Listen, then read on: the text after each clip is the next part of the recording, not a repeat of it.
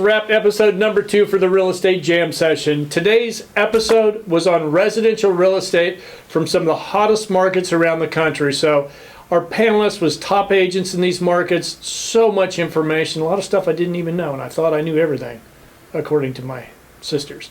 But great information. Make sure you tune in, or you know what, even better yet, subscribe to the channel, and that way you won't miss out. Okay. All right. Well, what a panel I have here today. All top residential real estate agents around the country. It's hard to get these guys together because they're all so busy right now. Residential real estate's on fire. We brought this panel together to give everybody inside information about what's going on in each one of these agents, these panelists' marketplace. So, panel, thank you for coming in today. I really appreciate it. A lot of great information here. We were just talking prior to coming on and recording about their marketplace, and these guys are all so busy. So I'm anxious to hear all the information that they have. I do have one sponsor, Commercial Brokers International in Los Angeles. I do have to put out there because they make me. But that's it. No ads, no nothing.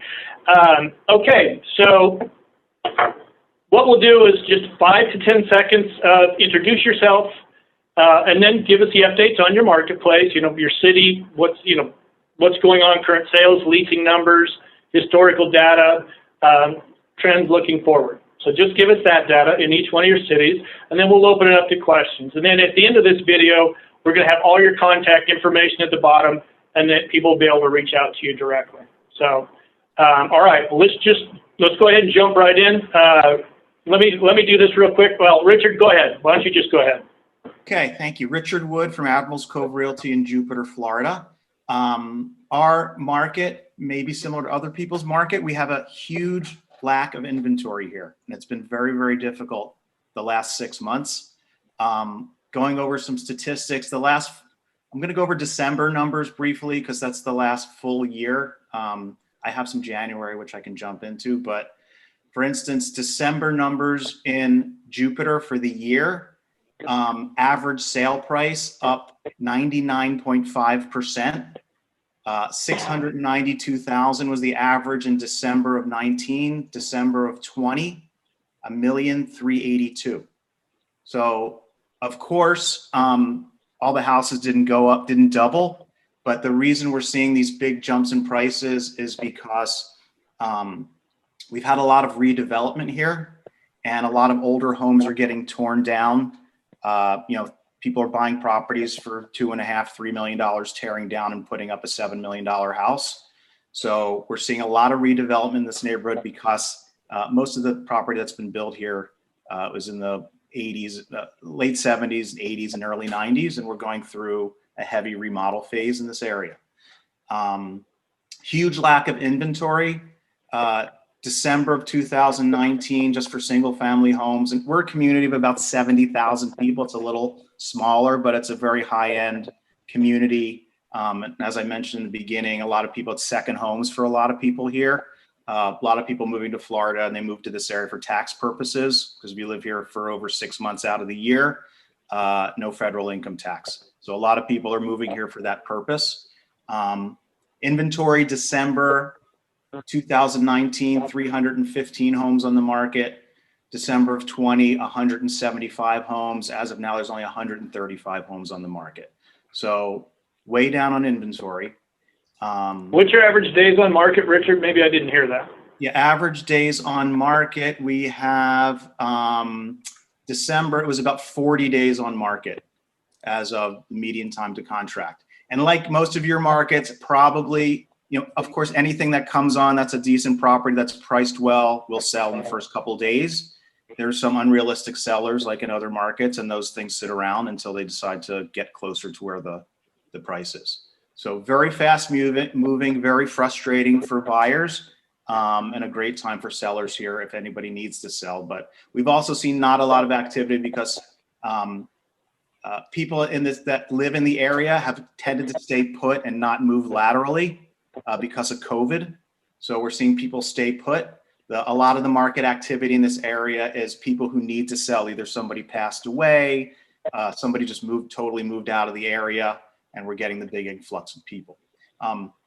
Market conditions here and in Florida, and Banna might know this too. We've been seeing a huge increase in people moving. Last few years, a little over 300,000 people a year added to Florida, and they see that number continuing for at least the next 5 years. It's about 1.2% increase in population. So, you know, there's not a lot of property on the market, and there's more people moving here. And you know, where are they coming from mostly? Our part of Florida, so I'm in northern Palm Beach County, and like I said, I'm about an hour and a half north of Miami. Most of the people that come here are from the Northeast. There'd be New York, New Jersey, Pennsylvania, Massachusetts, Connecticut. We get a good amount of people from the Chicago area. We're starting to see some people from California move out here, and a lot for tax purposes again. Sure. Not many on the Midwest. All the Midwest people tend to go to the West Coast of Florida. So that's kind of our area right here. And again, most of the people moving here, a lot of people for tax purposes. They're about to retire, they're retiring, and you're a full-time resident after 6 months, and you save all the federal income tax on all your income. So that's the residential market, very tight. The residential leasing market here also very, very tight. I've had 50 calls probably in the last 3 months of people want to rent seasonally down here. I found one person a property that they was suitable. How much has that gone up in the last couple of years? The last year, so this is a different, it's not a rental. The residential rental market is different than a lot of cities. It's very seasonal, and a lot of people come down here for the winter from December to April, basically. So a lot of people invest in property, and the 4 months they rent out of the year pays for most of the payments for the property for the year.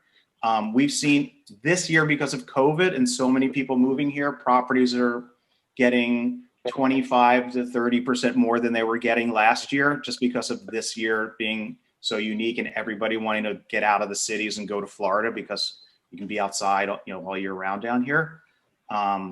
So I wish I had more detailed statistics, but because all the rental statistics, people leave them in the MLS all year long because they're mostly rented out seasonally. So we can't get very accurate numbers, but you know, it's very difficult to put somebody in a rental here. So. All right. Well, anybody have any questions for Richard? All right, Banna, we'll stick with Florida. How are you? Good. How are you? Thank you for having me. I mean, what can we say, right? Florida's booming. We've seen a complete, I would say from the last 3 months, I've seen a complete difference in inventory prices. I have never seen anything like it. I'm a Miami native myself, so I kind of know the city pretty well. I've seen it growing up. Last year, there's about 1,000 people a day moving to South Florida. Now we're looking around 1,500, 1,800 a day. It's crazy what we're really seeing. In terms of numbers, if we look in the chat, I actually included some PDFs, photos, actual market snapshots, really easy to see. I felt Florida, it being like what, number 1, number 2 top market, we kind of needed to see some visuals. So if you click through, you can see exactly what I'm talking about. In terms of inventory, condos, for single family homes, we have less than 2 months, which is insane. In terms of condos, we have about 10 months of condo supply. We are in a seller's market. The trend I'm noticing is definitely from New York, Jersey, New England, Connecticut, Chicago, Philadelphia is number 1. Number 2, I would say we're seeing a lot of Los Angeles from the West Coast. I think that's primary where most of our buyers are coming from.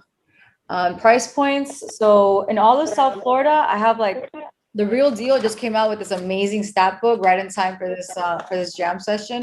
And also our association does like phenomenal job of providing updated stats. So up in January, well, from last year to this year, we're noticing like about a 20 to 30% price increase of the median sale price.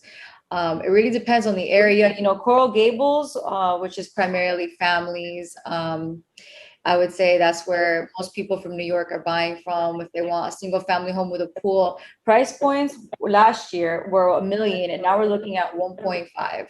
So about a 20-30% increase in prices. For Lauderdale, we're looking at a 17%. Jupiter, actually, to touch on you, is 36% increase from last year, median sale price, which you also mentioned that. The beach is looking at 30%. So we're seeing a huge increase overall in median sale price. There's no inventory available. Everyone is buying them sight unseen, all cash, most of the deals as well. I think the interest rates are also proving to be a huge push in the migration to South Florida. We're looking at interest rates at 2.6 right now. So I think all of that's really, really pushing it. Okay. Anybody have any questions? Yes. Hey, you made one of and I know it's I know the Miami mayor is super open and is loving to attract a lot of tech talent, which is really interesting, right? Because there's not a big, but there are a good amount of people, especially VCs, that have moved to Miami. So are you seeing that just yet, or not as much as Miami mayor wants to highlight?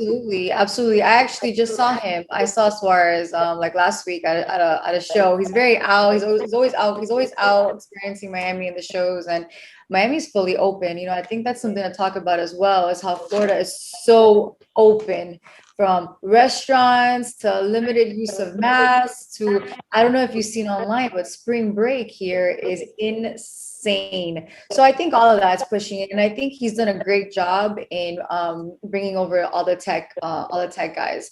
I'm actually releasing an email tomorrow about if Miami is the new Silicon Valley, just because not only are they relocating themselves, but they're relocating their businesses. So Brickell is now being considered Manhattan of the South. I think downtown is where all the big tech hubs are coming. Blackstone came, Spotify is coming.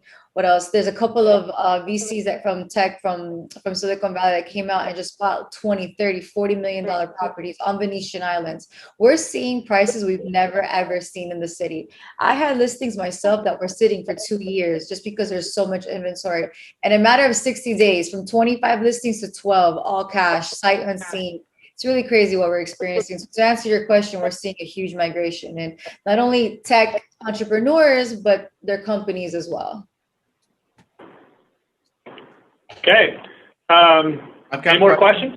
Got one. Go ahead. Ask me. Hey, Banna, so most of the people moving to the Miami area, is it more younger? They're still working. It's job relocations. It's less retired people. I don't know, actually. I think it's a solid mix. I think we're seeing a solid mix of it. I think it's crazy how millennials now are really can really afford $1 million properties, $500,000, 1.5, 2 million. So I see, depending on what part of Miami, I think we're seeing the migration from the millennials to the retirees. I do think the retirees are heading more north. I think they're heading towards you. I think the South Florida market is a little younger families. The bachelor from New York, the young couple from LA. That's what I think I'm seeing more. Coral Gables, more family. The beach, the person that wants to come only for 6 months. That's a big topic. That's a huge selling point, and that's one of my niches. That's why I'm in the management business, because a lot of New Yorkers just want to come here, live for 6 months for their taxes, go back. And that's what I think we're going to see the trend is people coming, relocating for 2-3 years, and then heading back. Or only coming for a couple of months of the year and going back to where they're from. I see it more of a vacation spot still, instead of a huge full relocation. I think the work from home is also, a huge play here. So to answer your question, I think retirees a little more north, Surfside, North Beach, Aventura, Fort Lauderdale, and the younger in South Florida, in the Miami Beach, Miami area. Okay. All right, Spencer, why don't you tell us what's going on up in Northern California? Yeah, so I'm Spencer Sue. I focus mainly of clients in tech, so I know what's happening and wanted to just share what I see kind of moving forward. So I mainly I'm in the San Francisco Bay Area, but I mainly am in the Silicon Valley side, which is very different than San Francisco as a city. I can talk about San Francisco, but most of my clients are in the southern parts. And so our average price points for a single family is about 1.6 to 1.8 million for a single family. And through the year, it's been interesting because there's a lot of articles about people leaving California. It's partially true, but it's also not that true either. A lot of people have left San Francisco, the city, to other parts of the country, and or they just went to other counties that are 10 minutes away. The biggest migration is not to other states, it's to the counties on the side. So single family in places that are a little bit further out, whether it's across the bridge or to like a Sacramento or to a Lake Tahoe, those areas have increased 30% within a year. And here, even in the core Bay Area, it's actually been relatively flat. Single family has been maybe a modest, 5% increase through the year. But the biggest change that has happened is over the last 2 to 3 months. The last 2 to 3 months, especially with a combination of things, the new administration, a combination of vaccines are being rolled out way faster than we may think now. I think Biden wants everybody to have a vaccine by May. So people are seeing that. So there's a lot of people that are moving back to where the main job hubs are again. Because while there's all this commotion about work from home, tech can work anywhere, that's mostly not the case. Most of the time, people understand that they're going to have to be in the office at least 3 days a week, and they want to be close. So we see a really big tick of prices. In the last 2 months, prices have increased 15 to 20% for single family around the big tech hubs, which is around Mountain View, around Facebook and Google, these campuses. So it is really interesting to see. It's just getting started. And so it's very exciting. I do see at the same time, there are people that have migrated out. And what Banna has mentioned about about the millennials. I mean, millennials have this stigma or bad rap in the past, but at the end of the day, a millennial is defined now at the age of 39. Because most of them already have pretty established careers. They have some families. And make no mistake, they are really big earners, especially those in tech. I mean, the average Facebook employee average is $200,000. I mean, graduating out of school is $150,000, right? Just out of college as an engineer. Now you pair that with dual income, they can easily afford a lot of these. So that's what I'm seeing here in the Bay Area. San Francisco has its own challenges, but even San Francisco condo markets has picked up in the last couple of months because I think it goes back, while a lot of companies have decided to move out, in the Bay Area, San Francisco is kind of the only place for a lot of the younger individuals to like have that social life and have those activities. So we do see a lot of people going back to the city that they were not looking there even just 2 months ago. Okay. All right. Anybody have any questions for Spencer? All right, Stuart, I understand you got a little snow there. Yeah, we just had the snowstorm of the decade here. We got 3 feet in Denver just yesterday in a 24-hour period. So we're all snowed in. It's nice and cozy, but that's Denver. You get 300 days of sunshine, so it zaps right away anytime you get a good snowfall. But our market's crazy. I mean, I'm going to echo a lot of similar things here that have been said, and try not to harp on too much. But Denver is it's an interesting market because it's been on pretty much everyone's top 5, top 10 growing residential real estate markets list for the past 5 to 7 years. And so going into the pandemic, we were a place where we were getting a lot of net positive migration from places like the Bay Area, lots of West Coast, lots of East Coast, DC, even parts of Florida, and certainly New York, growth and relocation here. And that COVID and the events of 2020 only proliferated that. So now talking numbers, I mean, we have only 1,500 listings on the market today in Denver Metro, and that's for a city of 3 million people. So dire low inventory, and really everything that's popping up in any price point gets absorbed. Anyone working in this market is very buyer heavy at the moment. So I mean, it's to the point where if you're driving around looking for your buyers in a neighborhood and you're walking up to any backhoe or real estate sign and making a phone call, you're going to see other realtors doing the same thing for their buyers. So we're all hustling, trying to find listings, trying to find inventory.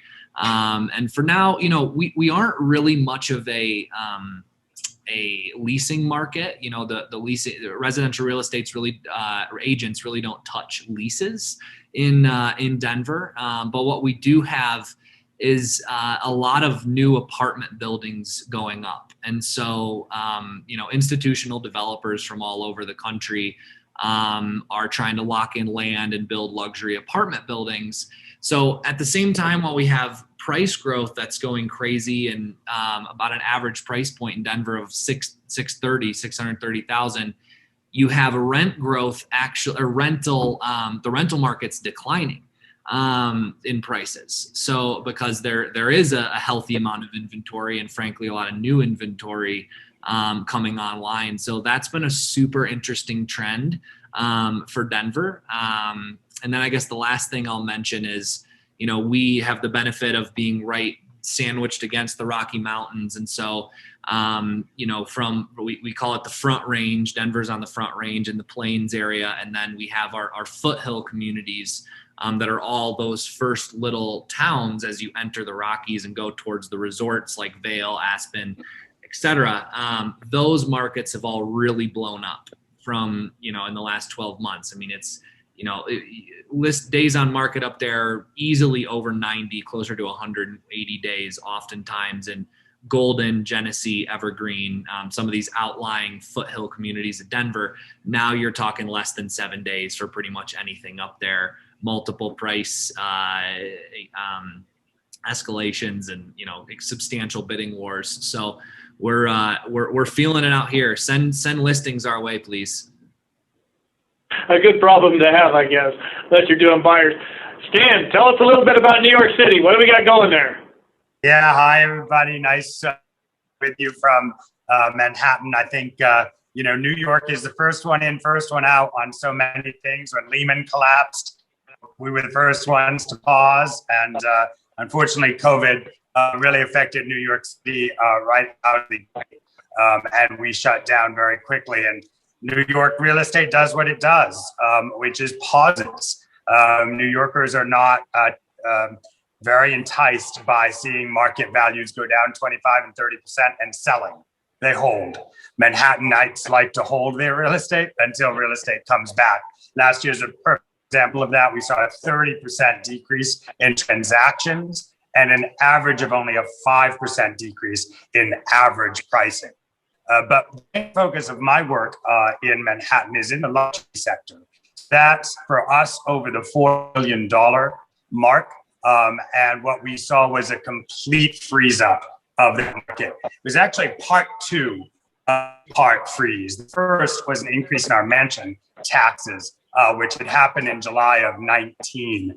And that really had everyone buying the first half of 19. And then the second half of 19 was a complete pause. And then right around December 15th of 2019, the market exploded again. And right up until the COVID shutdowns, really this week, 1 year ago, the market was on fire.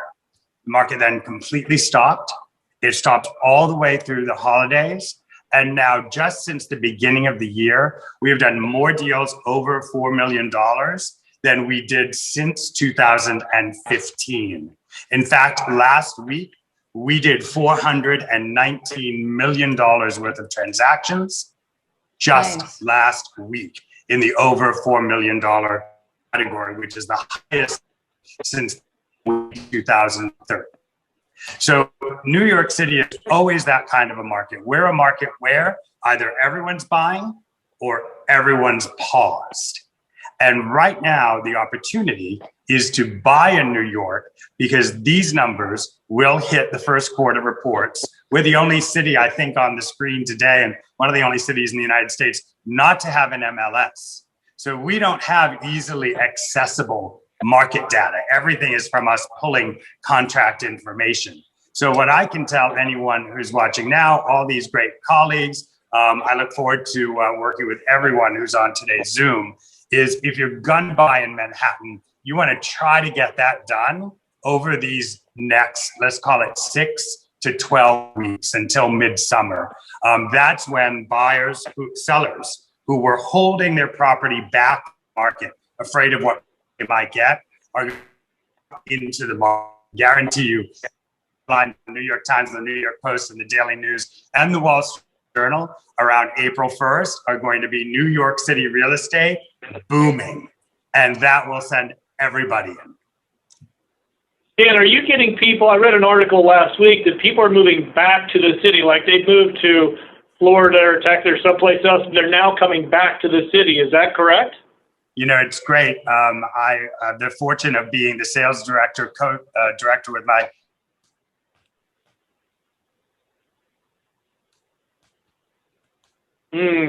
Your internet's freezing. I think that's what the real answer is, that when people had nowhere to go in the depth of COVID, they went and rented, they went and stayed with their friends. They were glad that their mother-in-law wasn't using the apartment in Miami Beach, that they were staying somewhere else. But the number of sales show from 2020, that 30% decrease I talked about, that mostly people just froze in place. There isn't really a tale of the tape where people sold their apartment in New York, moved out, and want to move back. On the rental market, that is true. People, especially gig economy, our big, huge Broadway community, multi-billion-dollar community, left the city. And all they did is say, okay, I'm going to go home I grew up in Massachusetts, live cheap for a year. I'll drop this $9,000 a month, one bedroom. I've got 2 blocks from the theater district, and they're able to re-rent that now for, let's say, $6,250, right? So they saved 30-35% in their rent. They're back. Broadway's starting to slowly get ready to reopen over these next few months. And this summer, this city is going to be like a Renaissance city with theater and music on every corner of every street and every park. Yeah, I read that your leasing activity is up 116%. So that's a big number. It's a big number. I'm glad to hear it. Does anybody have any questions for Stan? Okay, Alex, why don't you tell us what's going on in Nevada?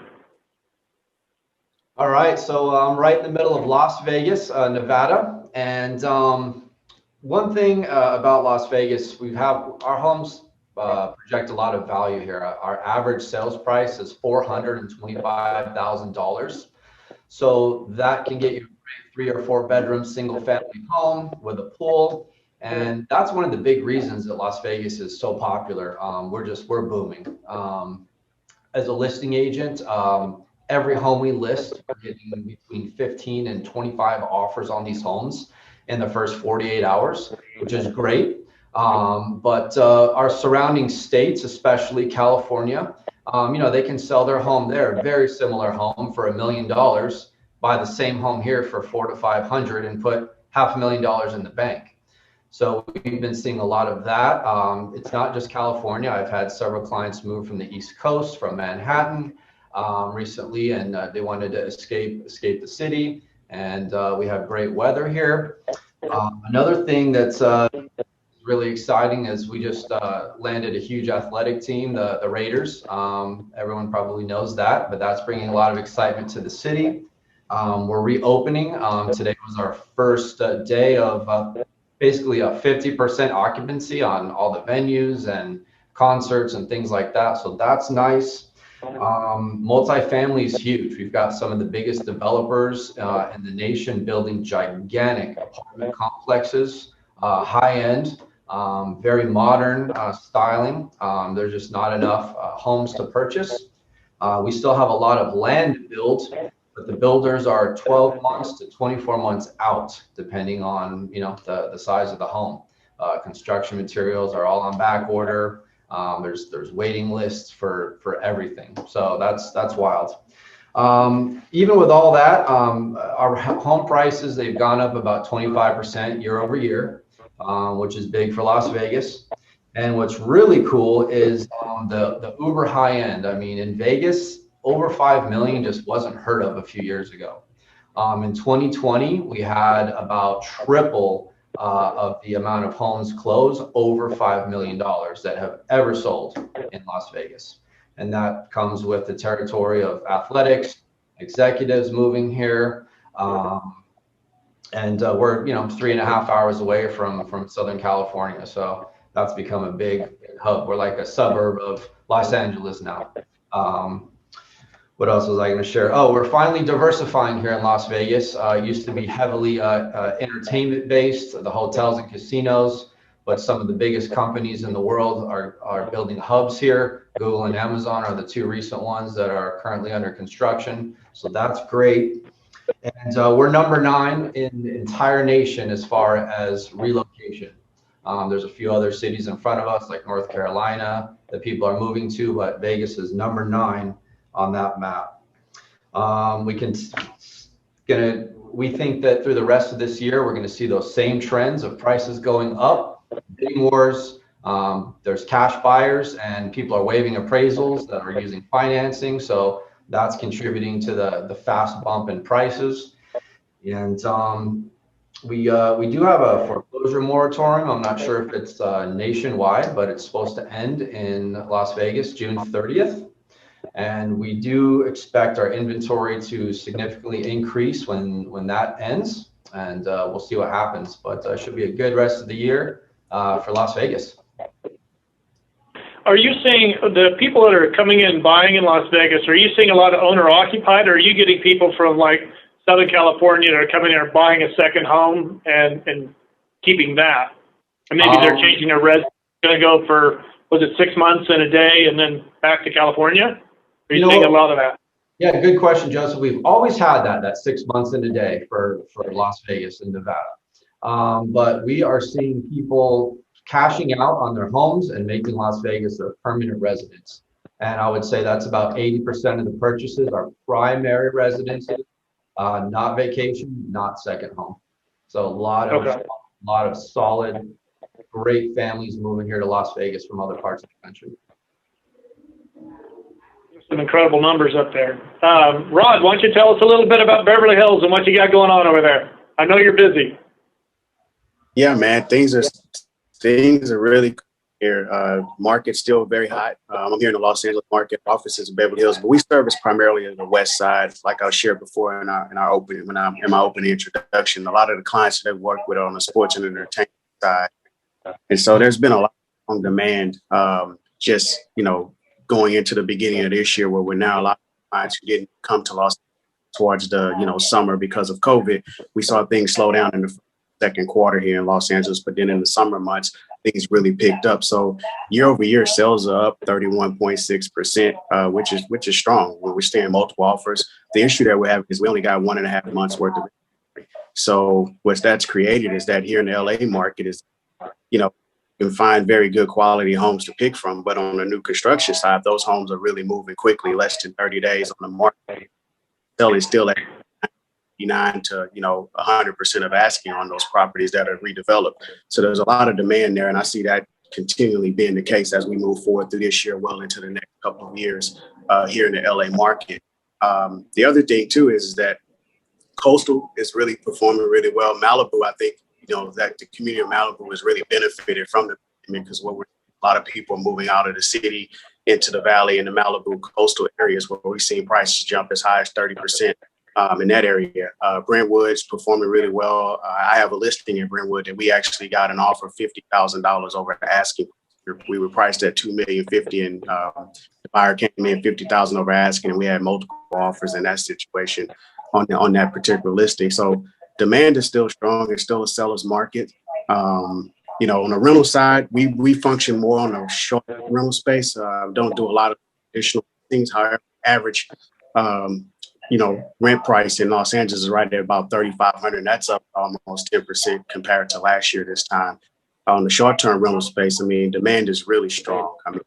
On average, most of the rentals that we rent for our pro athletes rent anywhere from about last year this time, anywhere from about $2,000 to $2,500 a night, and now that's up to about $100 a night, depending on the property and which community it's in. But on the luxury side, it's still very strong. A lot of demand. Buyers are finding it very challenging. Like, I have 3 buyers agents that work with us, and it's really been tough for them to get offers accepted on a lot of properties priced between that 900,000 to about, $3 million. And then what we're seeing is a large spike in sales from about 5 million to 15 million. I have clients right now, we're having a tough time finding property at 6 to 10 million range that could pretty much fit that criteria for. And there's a lot of demand. Last year this time, I remember thinking to myself, like, and this continue to be the case where prices are spiking, going up. And a lot of people doubted that would happen with the pandemic hitting Los Angeles. And of course, nationwide, but not Los Angeles in particular, with it being a destination city and us having more, stricter restrictions and everything shutting down. That wasn't the case. I mean, we saw an influx of, people from multiple states or other countries coming into LA purchasing secondary homes, especially along the coast. So I see that still being the case as we progress and we move forward throughout the rest of this year. And the numbers are actually showing that thus far in the first quarter. Well, let me give you some stats here really quick. So as of right now, it's about almost 6,200 homes listed, 2,700 that have sold. The median price is about 850,000 in 36 days marketing on market. That's strong, for Los Angeles, being such a diverse city with, multiple micro markets throughout Los Angeles. Pretty much anything that's central on the west side is on fire. And what we're seeing is a lot of people pushing down south to like your southern based markets like Long Beach, Carson, those areas where, you can probably get purchase property around the 600 to 800,000 price point. We're seeing a lot of strong demand in that area as well too, where, you're getting 10, 15, 20 offers on properties that are in that, $700 to $1 million price point range in the southern market areas of so I see things continually, like I shared, being very strong and prices continue to rise here in our market. It's absolutely amazing. I really haven't seen this kind of activity in Southern California since like the 80s that I remember. I mean, I was just in high school. It's the gold rush right now.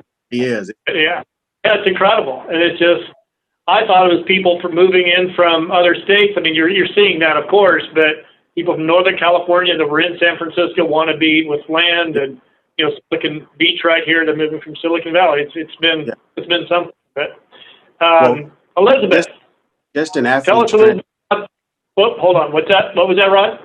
I was going to say just in athlete and entertainment transactions, that's well over $1.5 billion worth of transactions last year in the LA market.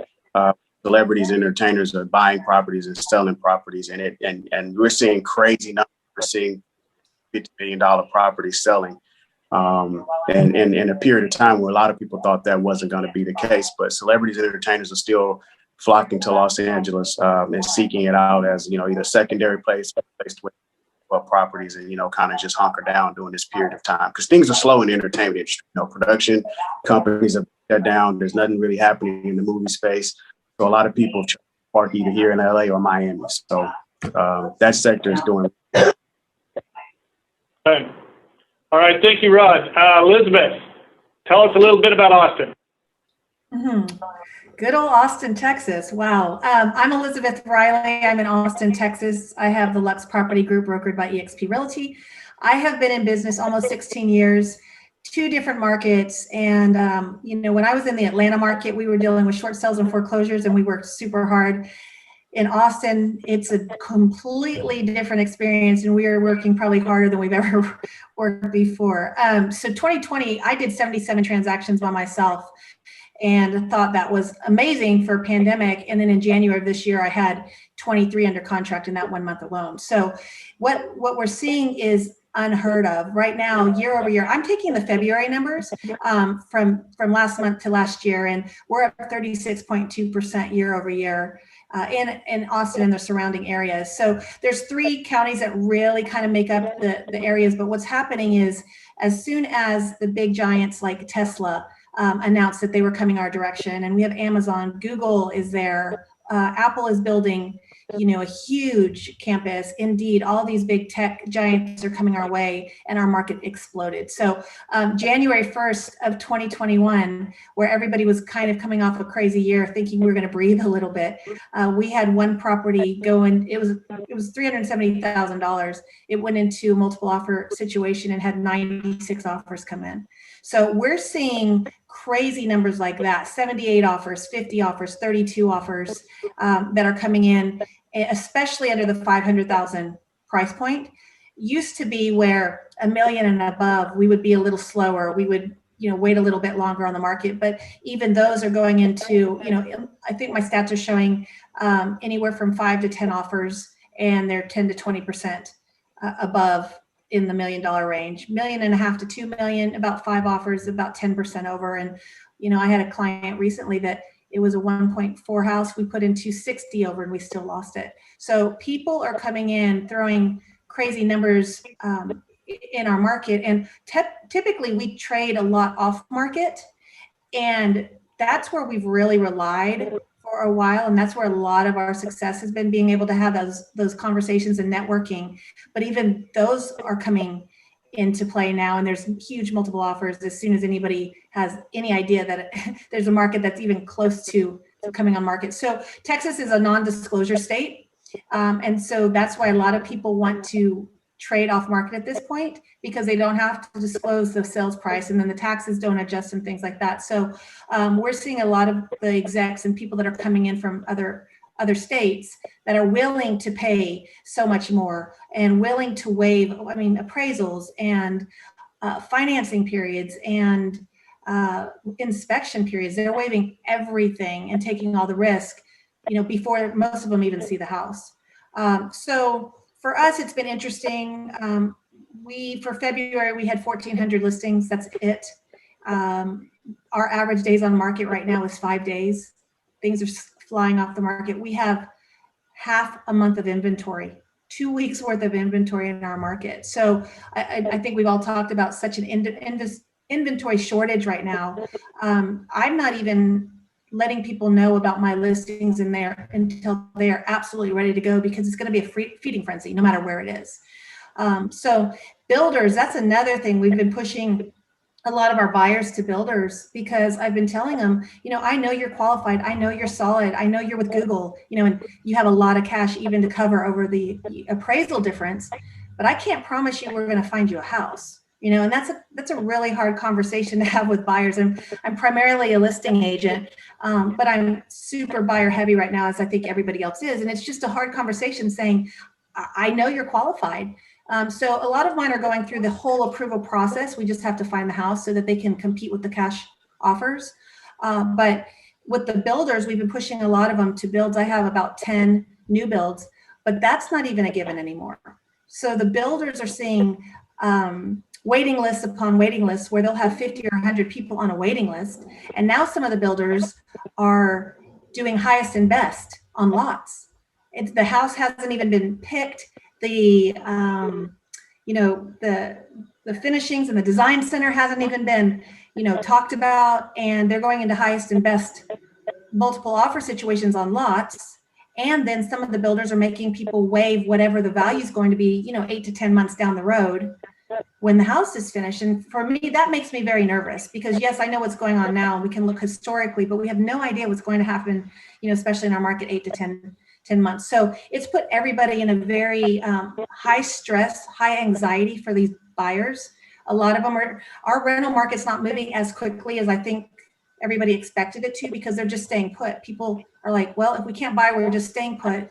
And they're buying outside of the city where they can get land or an acre or more space now, because most of them won't ever go back into a typical corporate environment or office setting, which is just increasing everybody's price points. So we have a lot of people living here. Texas doesn't have an income state tax. Again, it's non-disclosure. There's a lot of tech. We have the University of Texas there, so there's a lot of talent coming out of that school, and it's just wreaking havoc on our market. Our sellers are loving it, but again, what we've had to educate our sellers is it's not always the highest price that wins. We really need to look at everything in this market right now, because it's really about getting it to the closing table. That's more of a challenge than it has been in the past. Now, are you seeing a lot of people, some of the condo prices in Austin are you seeing people that are looking for homes willing to move into a condo, or are they're just waiting for the single family home? No, the condos, townhomes, multifamily, and like I said, everything is being traded off market right now. A lot of mine are under contract off market. So condos, it doesn't matter what it is. If it's in Austin, Texas, it's gone. You're seeing the same thing in Dallas too, correct? I'm not sure. Sorry, I'm not sure if Dallas is the same way. I think everything across Texas is the same. Sorry, everything across Texas is seeing the same thing. But I have a hard enough time keeping up with my own market, so I'm not really sure what everybody else is doing. But Texas is hot. Yeah. Now, this is a question. Oh, thank you, Elizabeth. Do you guys all see 18 to 24 months that the market's still going to be this hot? As a trend, do you think it's going to stay this? I think it will be, as long as the rates stay low for my market, and especially with the growth, because we don't even have Tesla there yet, right? They're just getting there, and rumor has it is PayPal and SpaceX and these others are going to be following. So as long as all the attention's on Austin, like it is with the tech people coming our way, because this is very different than when we saw the housing crisis. I mean, these people have money, or the .com era, right? .com, a lot of those companies just didn't have the equity or the money yet to be sustainable. Well, this is real money. This is serious money that's coming in, and they haven't even all got there yet. So for my market, yes, I absolutely think it'll stay strong.